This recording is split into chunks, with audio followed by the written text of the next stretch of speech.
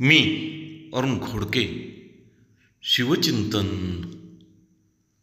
धर्मसत्ता आणि राजसत्ता या दोन्ही खऱ्या अर्थाने धर्मपाळा नाही. राजसत्ता, धर्मसत्ता व लोकसत्ता ही एक झाली नाही असे चित्र शिवपूर्व काळात होते. खरा धर्मद्रोह, लोकद्रोह धर्मसत्तेकडून घडला. राजा आणि तिचा अनुयायी ठरला, दासांदास बनला. म्हणूनच हा अनर्थ घडला.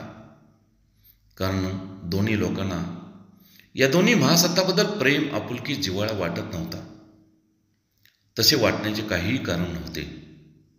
कारण या दोन्ही महासत्तांच्या दृष्टीने सर्वसामान्य जनता एक पिळवणुकीचे साधन होते, शुद्ध गुलामीचे प्रतीक होते. म्हणून आपल्याच महासत्तांनी आपल्याच लोकांना गुलाम मानले आणि राष्ट्रावरती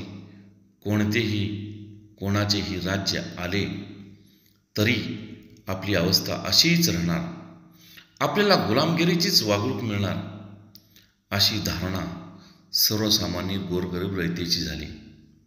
आपल्याच घरात, आपल्याच बंधू राज्यात, आपल्याच धर्मात आपण गुलाम आहोत.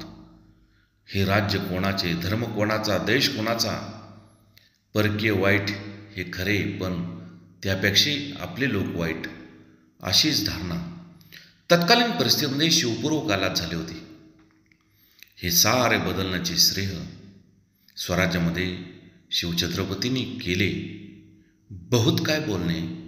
राम कृष्ण हरी.